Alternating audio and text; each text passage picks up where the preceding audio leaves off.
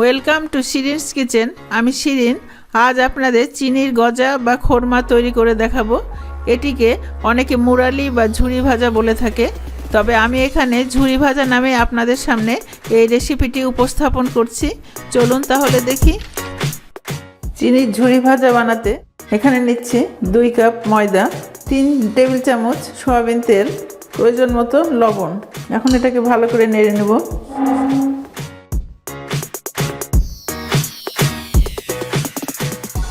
এখন দিচ্ছি পানি। পানিটা অল্প অল্প করে দেবো। এই ডোটা শক্ত হবে, নরম হবে না।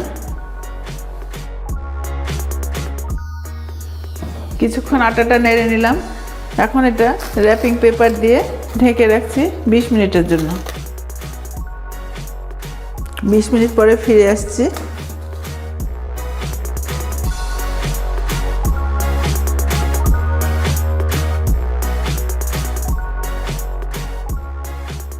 এরকম পাতলা করে রুটি বেললাম। 1/4 ইঞ্চি হবে এটা। এটাকে এইভাবে কেটে নিচ্ছি।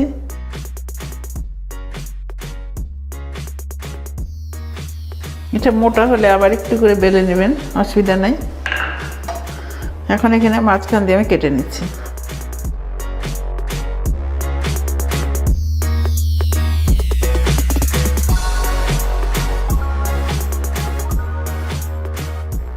এইভাবে পুরো রুটিটা কেটে নিচ্ছি। চুলাটা ধরিয়ে দিয়েছি, তেলটাও গরম হয়ে গেছে। এখন আমি ঝুরি ভাজাগুলো ছেড়ে দিচ্ছি।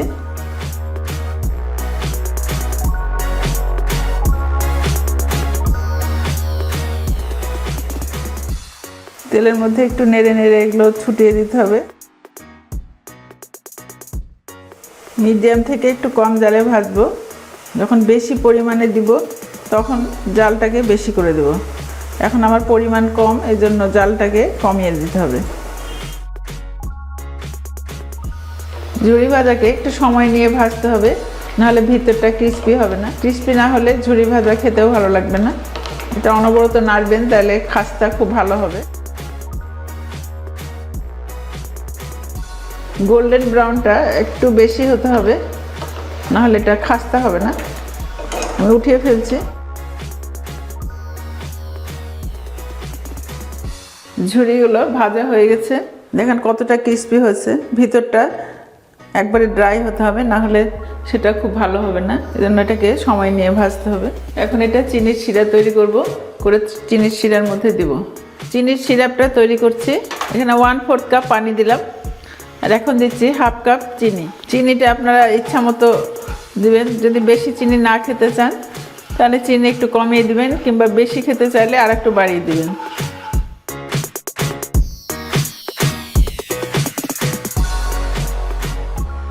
এখানে চিনির শিরার পাকটা একতার হলে ঝুরি ভাজাটা দিয়ে দেব।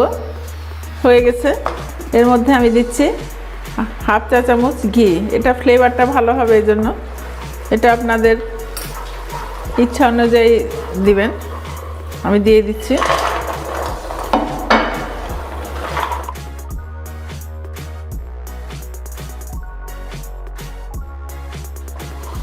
এটা অনবরত নাড়তে হবে, নাহলে তলায় লেগে যাবে আর সবগুলোর গায়ে চিনিটা মাখাবে না।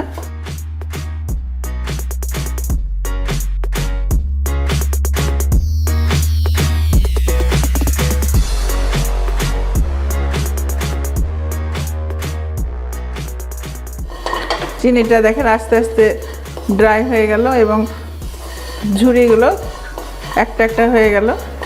এখন এটা আমি অফ করে দিচ্ছি। ঝুরি ভাজাটা ঢেলে নিচ্ছি।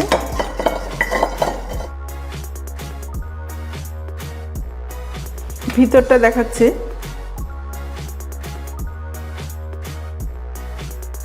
আমার ঝুরি ভাজা বানানো শেষ। ভিডিওটি ভালো লাগলে সাবস্ক্রাইব করবেন। সবাই ভালো থাকেন। ধন্যবাদ।